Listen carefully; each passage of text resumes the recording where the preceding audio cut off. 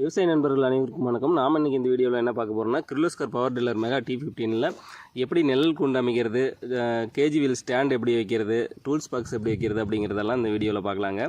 நம்ம பெரிய வண்டியில் தான் இதுமாரி எல்லாம் வைக்க முடியுமா, சின்ன வண்டியில் வைக்க முடியாதா அப்படின்ட்டு எனக்கும் தோணுச்சு.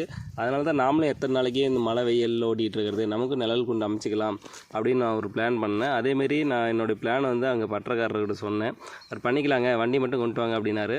வண்டி கொண்டு போய் செட்டில் விட்டேன். நான் நினச்சதை விட, நான் எதிர்பார்த்ததை விட பயங்கரமாக பண்ணி வச்சுருக்கேன். அப்படிங்க ஒரு பெரிய வண்டிக்கு எப்படி பண்ணுவாங்களோ அந்தமாரி நிழல் கூண்டு அமைச்சு அதுலேயும் டூல்ஸ் பாக்ஸு, நம்ம ஏதாவது பேனா நோட் வைக்கிறதுக்கு அதுமாரி டூல்ஸ் பாக்ஸ் வச்சுருக்காரு. கேஜி வீல் வைக்கிறதுக்கு ஸ்டாண்டு, டூல்ஸ் பாக்ஸ் நல்லா ஹெவியாகவே எஸ்எஸ் சீட்டில் போட்டிருக்கு. அப்படிங்க நல்லா பயங்கரமாக இருக்குது. நான் எதிர்பார்த்ததை விடவே நல்லா பயங்கரமாக பண்ணியிருக்கு. அப்படி ஃபஸ்ட்டெல்லாம் பார்த்திங்கன்னா அந்த கேஜி வீலெல்லாம் தூக்கிட்டு போகிறது ரொம்ப சிரமமாக இருக்கும். நம்ம ஒரு இடத்துக்கு வயலடிக்கு போகிறோம் அப்படிங்கும்போது அந்த கேஜி வீல் எடுத்துகிட்டு போகிறதுக்கு ரொம்ப சிரமப்பட்டேன்.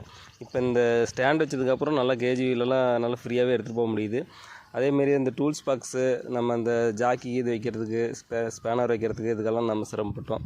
இப்போ அந்த டூல்ஸ் பாக்ஸ் வச்சதுக்கப்புறம் நமக்கு வந்து ஈஸியாக இருக்குது. நம்ம பெரிய வண்டியிலலாம் எந்த அளவுக்கு இருக்குமோ அந்த அளவுக்கெல்லாம் ரெடி பண்ணி கொடுத்துருக்கு. அப்படி எனக்கு தெரிஞ்சு யாரும் பவர் டில்லர் இந்த அளவுக்கு பண்ணனதில்லைன்னு நினைக்கிறேன். நானும் யூடியூப் வீடியோஸ்லலாம் சர்ச் பண்ணி பார்த்தேன், அந்த அளவுக்கு யாரும் பண்ணல.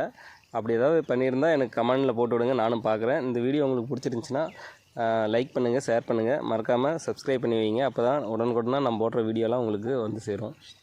நன்றி நண்பர்களே.